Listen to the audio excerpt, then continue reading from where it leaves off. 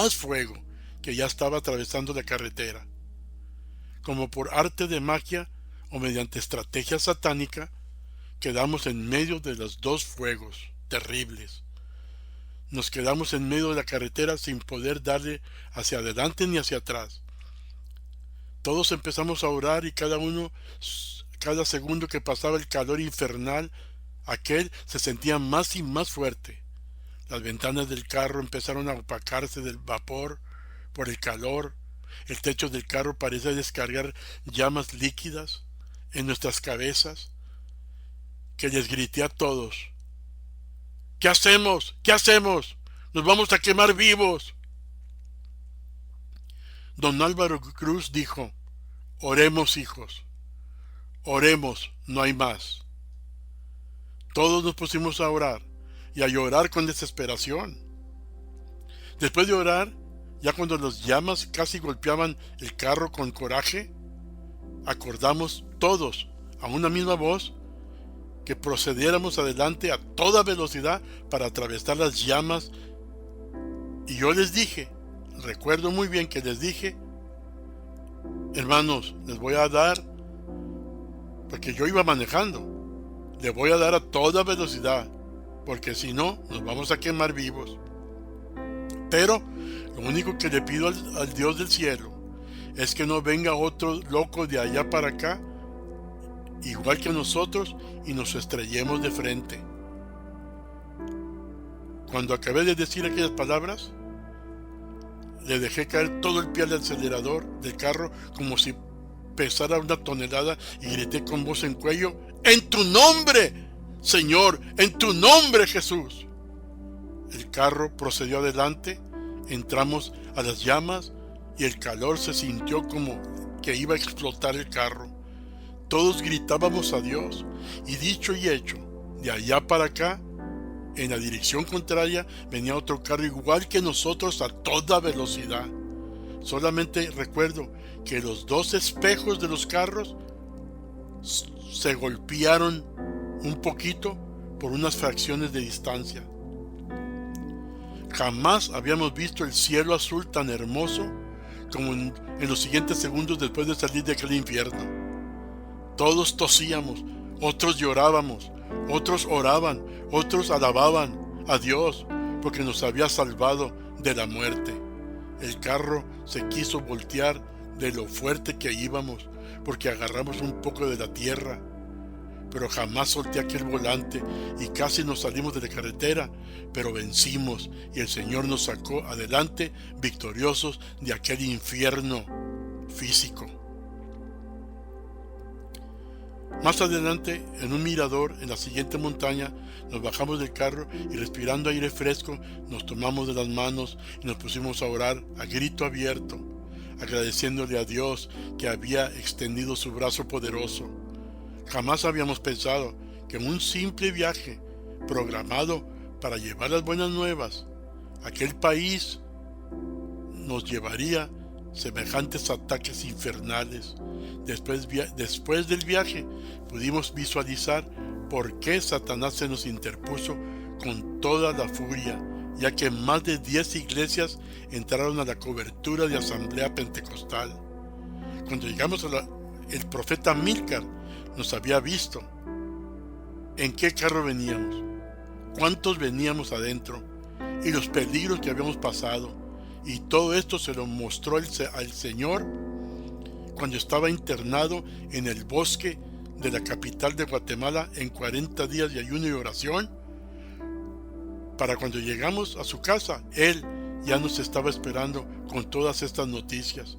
El viaje fue terrible porque al predicar en diferentes iglesias la mano del Señor se dejó sentir con muchas maravillas y milagros poderosos.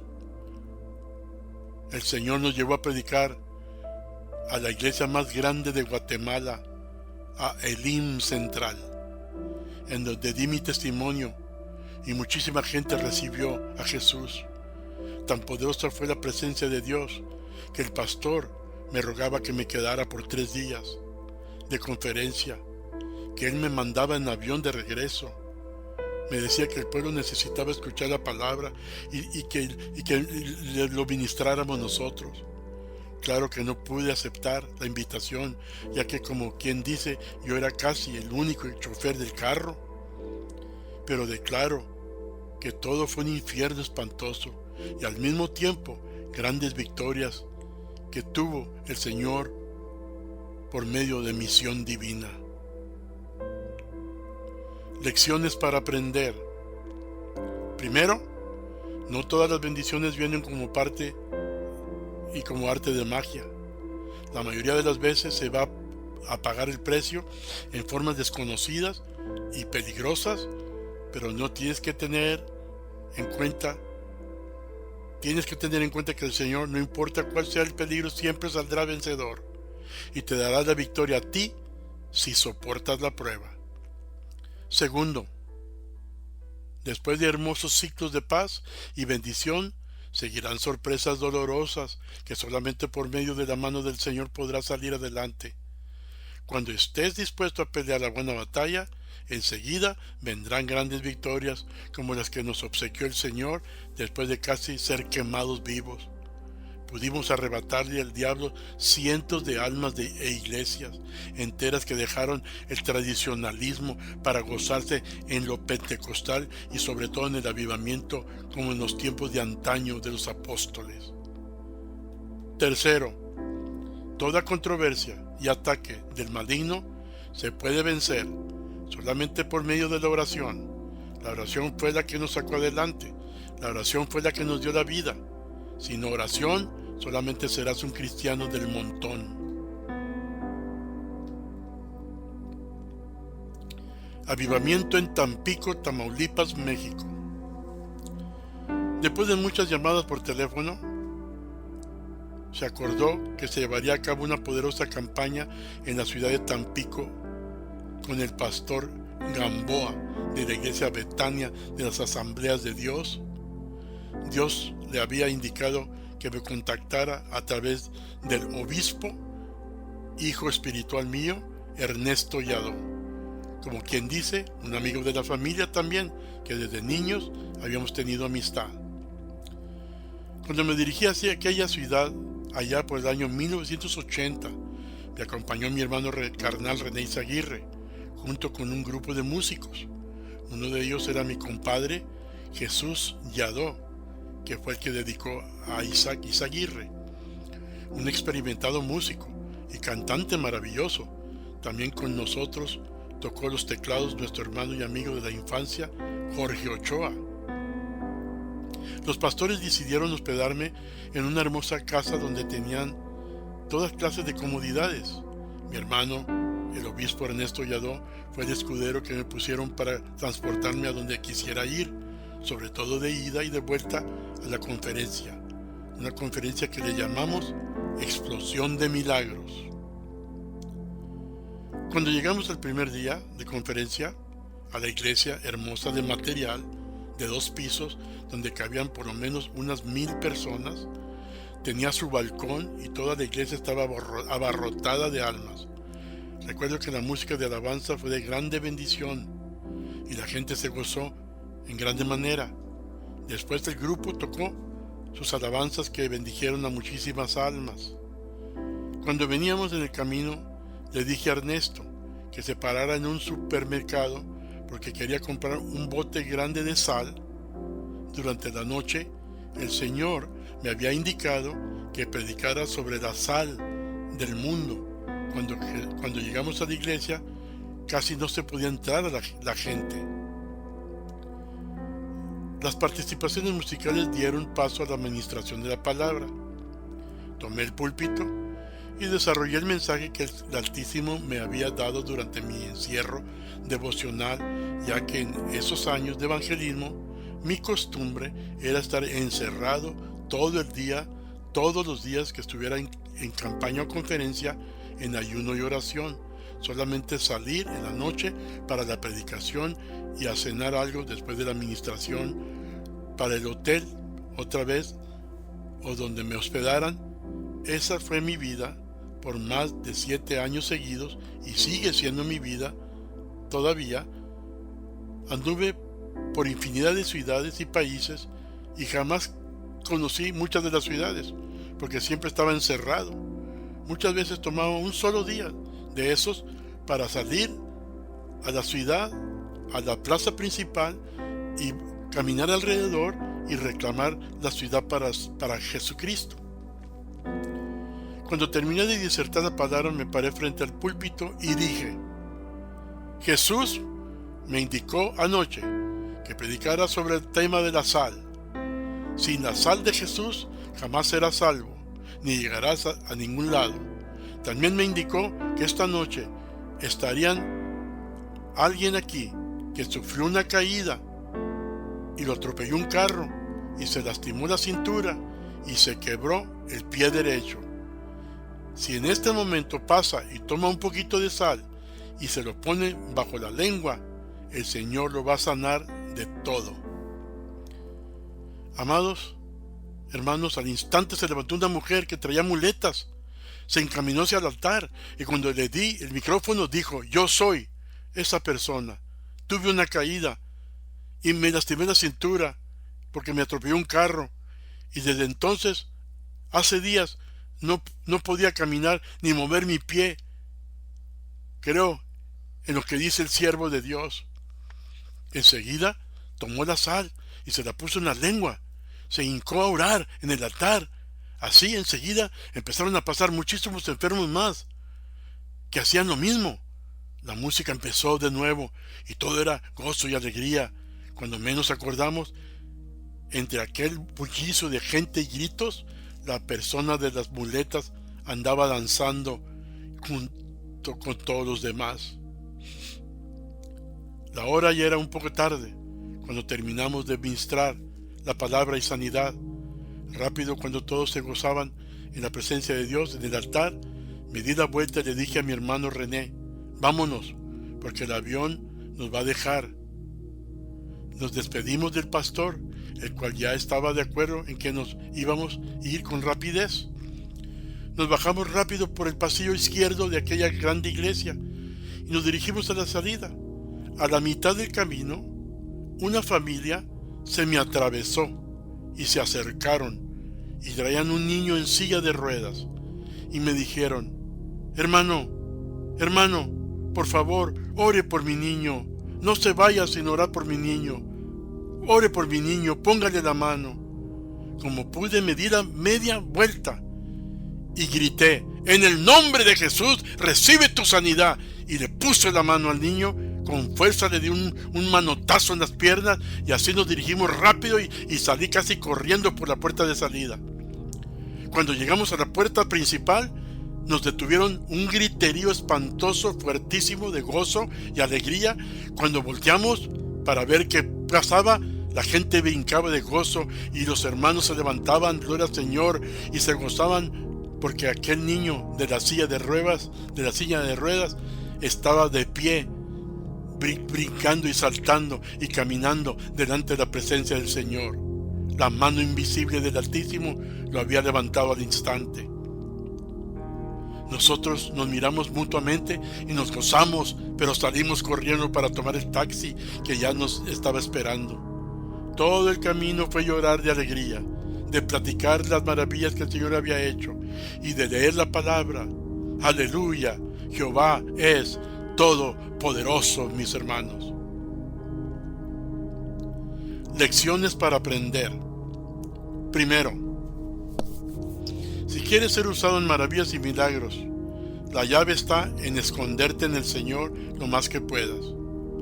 No puedes tener un ministerio poderoso jugando al evangelista sin pagar el precio. Uno de mis mentores poderosos, el profeta Eulalio Flores, me dijo: mijo, la canasta de los milagros es una canasta puesta muy alto y tienes que esforzarte brincando y brincando para alcanzarla. Se paga un doloroso precio casi todo el tiempo. Tengo muchísimos años de evangelista y todo lo que conozco son hoteles y carreteras. A veces lloro por no estar con mi familia. Extraño a mis hijos y mi esposa, pero ese es el precio que se paga cuando obedeces el mandato de Dios. La canasta está alta, y hay que esforzarse para bajarla. Segundo, cuando Dios te indique ministrar de alguna forma extraña, no te detengas. Haz lo que el Señor te dice y déjale el resultado a Él. Y cuando hablo de extraño, no estoy enfatizando que se hagan cosas fuera de la palabra. No se permite hacer trucos ni nada de eso. Simplemente ministraciones simbólicas que Dios usará para bendecir a sus hijos. La obediencia es ante todo. Obedece a todos los susurros que el Espíritu te dé cuando estés encerrado con Él. Recuerda que Jesús usó lodo, usó su saliva. Tercero, cuando sientas la palabra de conocimiento, suéltala, no te detengas. Déjale el resultado al Señor. No le pienses dos veces. Lo primero que escuches del Espíritu, eso es lo que expones. Jamás sabrás en qué diferentes formas el Señor te quiere usar. Cuando te mueves en el Espíritu, tus ministraciones no tendrán límites.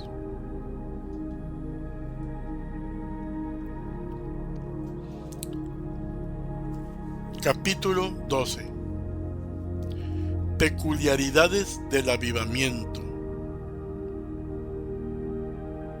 ¡Aleluya! ¿El diablo se convirtió? Mientras más avanzaba el carro Chevrolet 78 color verde con franjas grises por las calles polvorientas de San Carlos, Tamaulipas, lo único que veíamos hasta donde alcanzaba el horizonte eran las montañas desérticas, canales de riego semisecos y toda clase de víboras, alacranes y muchísimos correcaminos que se espantaban con el ruido del motor. La música regional se escuchaba a todo volumen en el radio del carro. En ocasiones tenía que bajarle para poder escuchar la plática de aquel poderoso varón de Dios, misionero sin igual, un misionero que hasta ahorita no he conocido uno igual que él. El apóstol, y digo apóstol porque Ram Beach, nosotros le decíamos Reinaldo de cariño, sí fue apóstol de verdad, siendo uno de los borrachos más empedernidos, más temidos de una pequeña ciudad a las afueras de Seattle, Washington, Estados Unidos. Ron era famoso porque los oficiales policíacos tenían muchos problemas con él, ya que cuando se emborrachaba y se peleaba con su amada esposa, borracho, alcohólico, se salía de la casa con un serrucho en mano, ya que su trabajo era cortar árboles, y empezaba a cortar árboles y pinos. Bueno, agarraba el serrucho en la mano, amén, y empezaba a cortar hasta los postes de luces. Y así lo conocían todos los humildes hermanos en México y Estados Unidos, en Filipinas y en Honduras. Se salía a la calle y empezaba a cortar los postes de la luz de la colonia. Después llegaba la policía y lo arrestaba, y esto era de por lo menos una o dos veces por año. Este glorioso misionero fue introducido a mí por José Farías, un músico que yo tenía en la Misión Divina en los 80s.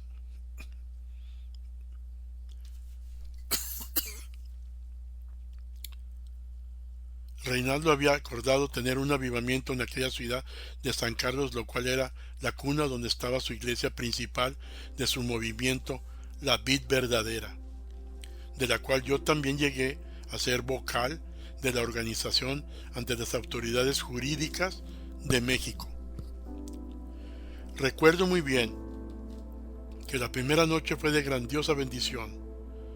La segunda noche Dios descendió con su gloria en forma extraordinaria. Y la tercera noche verdaderamente fue inmesurable, porque cuando empecé a hacer el llamamiento pudimos contar más de 14 personas con dientes empastados de oro, de platino. Otros fueron llenos de esmalte.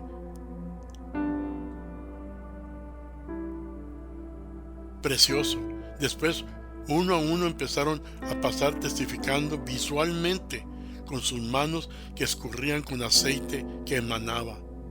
Al final de cuenta de todos los que pasaron, fueron más de 37 hermanos y visitantes que llegaron de todas las rancherías de San Carlos. Pero uno de los testimonios que más me impactaron y que muy seguido en mis meditaciones lo recuerdo fue el de un joven que llegó bien drogado. Se paró atrás de toda la congregación y de la multitud que había allí, ya que en aquel evento se llevó a cabo en uno de los casinos ganaderos, donde se hacían bailes, y no tenía un techo, solo una tercera parte, que es donde estaba la plataforma, donde estaba el púlpito. Aquel joven se paró, recargado en la pared que rodeaba aquel lugar, y gritaba majaderías.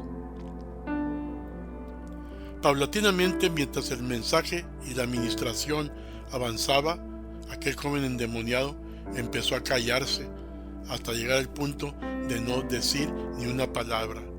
Cuando empezamos a hacer el llamado para la salvación, no tardó más que unos instantes y empezaron a pasar muchas almas, un promedio más o menos de 50 por lo menos. Pero la sorpresa mía fue que al final aquel joven que se estaba burlando y riendo fue uno de los que pasaron, y se inició una grande alegría entre el pueblo, y el joven se hincó al final y empezó a llorar fuertemente. Yo noté que todo el pueblo empezaron a aplaudir y otros a gritar gracias a Dios. Se me hacía extraño que solo cuando pasó aquel joven todos celebraban aquella conversión. Aplaudían y celebraban cuando pasaron todos los hermanos con sus dientes empastados, y celebraban cuando otros pasaban testificando que tumores habían desaparecido. Celebraban cuando otros testificaban y mostraban sus manos llenas de polvo de oro. Celebraban cuando otros testificaban de diferentes milagros. Pero cuando más celebraron fue cuando aquel joven desconocido para nosotros pasó al frente a aceptar a Jesús.